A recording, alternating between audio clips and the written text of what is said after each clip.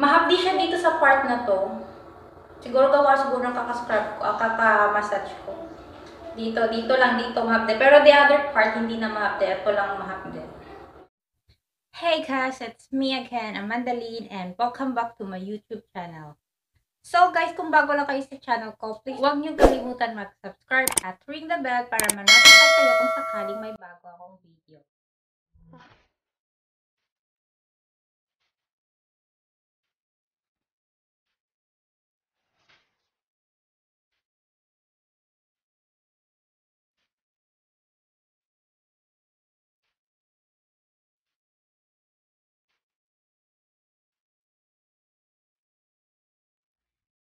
So for today's video guys, ang gagawin natin is gagawa tayo ng facial scrub gamit ang baking soda.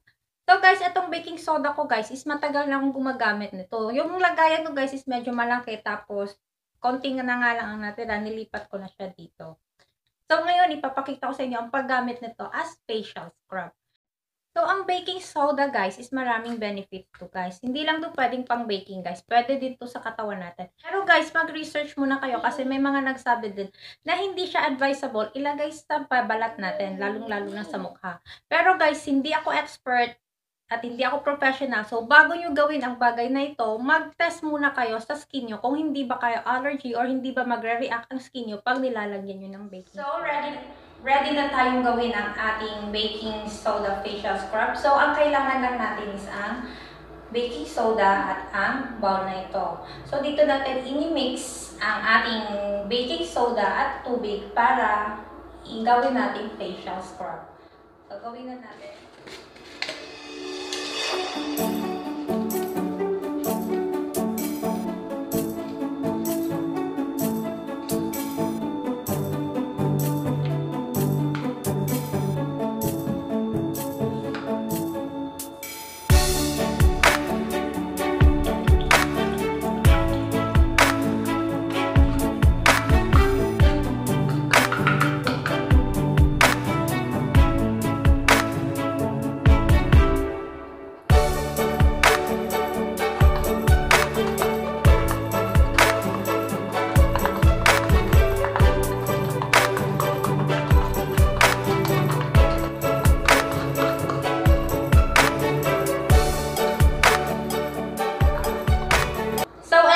Ready to use na ang ating baking soda facial scrub. So, hindi ako naglagay ng madami guys. Kasi nga, ano lang guys, konti lang kasi nga maliit lang naman itong mukha natin. Tapos, pag in-scrub mo siya, panigurado malalagyan lahat yung mukha mo. So, kayo na din bahalang mag-adjust guys kung gaano kadami ang ilalagay yung baking soda. Ganun din sa tubig. Pag sa tubig guys, dahan-dahan na ang paglagay kasi guys, mabilis talaga itong maano guys. Parang matunaw talaga. Pag nasobrahan sa tubig, hindi na siya magiging paste. Hindi na siya magiging sticky.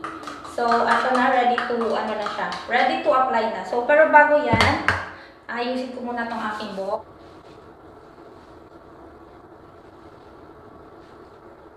Maghihilamos na ako gamit lang ng tubig. Di na ako gagamit ng facial wash or kahit anong sabon para sa mukha. So, hilamos lang. Tapos na akong maghilamos, gagamitin ko na ang aking baking soda facial scrub. So guys, may nababasa ako at may napapanood ako. Ang instruction nila sa paggamit ng baking soda facial scrub is after mag-cleanser ng mukha, tapos itong facial scrub na ito. So ang gagawin ko guys is mag-facial scrub muna ako bago mag-cleanser para malaman ko kung nalinis ba talaga ng baking soda facial scrub ang mukha ko. So by the way guys, itong baking soda guys is maganda to pang-exfoliate ng dry skin. So, bago nyo i-try sa mukha nyo guys, make sure muna, i-try nyo muna sa ibang part ng katawan nyo, sa balat nyo, kung hindi magre-react or hindi kayo allergy sa product na ito. So, sisimulan ko na ang pag-apply ng facial scrub ko. So, nandito na siya sa kamay ko, tapos apply lang siya sa mukha in circular motion. Kahit na, saan yung makikita guys, or mababasa nyo, circular motion talaga ang pag-a-apply sa mukha kasi nga namamassage din yung mukha natin. So, kasi nga baking soda siya, medyo rough siya sa mukha. Ayan na. Tapos, ang baking soda is nagkakaklag din daw yun ng pores natin sa skin. Massage lang natin siya for 3 to 5 minutes. Tapos, kung kaya nyo guys, kasi ako guys, na-feel ko na ngayon, medyo mahapdi. Konting hapdi siya sa mukha. So, kung kaya nyo pa naman, kung kaya nyo pa, gawin yung 5 minutes. Pero ako baka 3 minutes lang kasi medyo mahapdi siya. Tapos, massage siya sa mukha, dahan-dahan lang kasi nga, medyo rough gatong, ano na to, baking soda. Rough siya sa skin.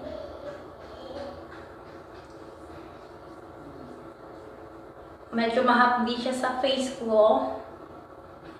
Pero guys, paalala lang, hindi ko first time gumamit. Nagbuntis ako hanggang sa mga ang dami talagang tumubo sa mukha ko. Tapos, yun nga, may mga nababasa ako, napapanood ako na try ang baking soda. Kaya gumamit ako ng baking soda. Tapos, so far, okay naman sa mukha ko. Hindi ako nagkaka-allergy.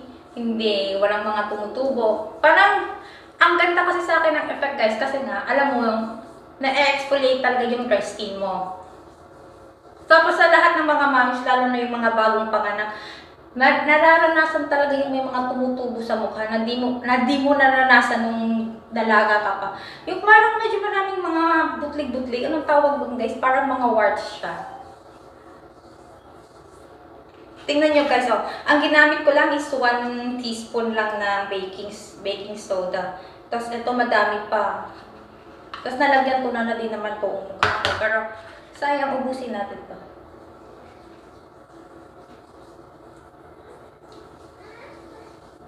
Tapos yung sa part ng mukha natin na may maraming whiteheads or blackheads, dito talaga yun sa ilong at dito sa chin. Ito ditong part na to. So ito nalagay ko na lahat guys. So antayin na lang natin 1 or 2 minutes bago ko ito banlawan. So alam nyo guys, ito din talaga nabasa ko guys. Para maging maganda at healthy ang skin natin, kailangan natin uminom ng madaming tubig. 8 glasses of water talaga a day guys is okay na yon. So ako, umiinom ako ng tubig 2 to 3 liters a day. Imagine nyo yan guys, litro ha. So sa bagay, 1 litro may 4 glasses lang ata yun. Ang 1 litro. So umiinom ako ng 2 to 3 liters of water. Minsan pa guys, umabot ako ng 4 liters. Medyo mahapdik na talaga siya sa mukha ko guys. Kailangan ko nang maghilamos. Ayan, tapos na akong maghilamos. So sa nararamdaman ko guys, medyo mahapdi talaga siya dito sa mukha ko, sa skin ko dito. Medyo mahapdi. So ito na yung result niya na nakapaghilamos na ako at napunasan ko na. So magpi-facial cleanser ako para makita natin kung wala na ba talaga siyang dumi. Kung facial cleanser is itong skinol na ito. Ito nang gagamitin natin. Na ready to apply na itong cleanser. Anak ko nasa labas. Oh, yan, nakapasok na.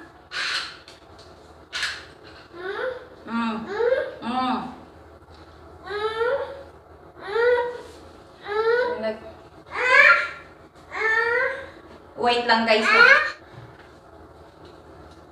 Apply din natin siya in circular motion. Yan na, tapos na akong mag-cleanser. Tapos ipapakita ko sa inyo kung may dumi ba or wala. So, ang itsura niya is eto. Yan. Napakalinis. May kunting dumi lang, pero napakakonti niya lang. So, ibig sabihin, nalinis ng baking soda facial scrub ang mukha ko. So, ayan na. Kahit siguro, after nyong mag-cleanser sa mukha nyo, lagyan nyo ng favorite nyong moisturizer. Importante talaga yun. I-moisturize nyo ang mukha nyo. So, ang ginagamit ko is itong Himalaya. Naging favorite ko na siya as moisturizer. So, magandang moisturizer sa gabi bago matulog. Kung daytime guys, mas maganda maglagay kayo ng sunblock sa mukha. So, ako ang gagamitin ko is itong moisturizer.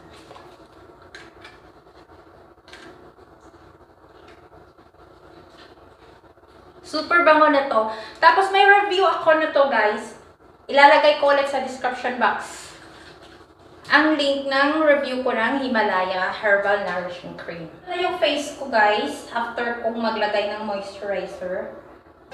So So, sa nakita nyo na nga, after kong mag-facial scrub gamit ang baking soda, nag-cleanser ako para makita kung nalinis ba ng baking soda ang aking mukha. So, yung result, after kong mag-cleanser ng mukha, wala siyang masyadong dumi na konti lang. Nilinis naman ng baking soda ang aking mukha.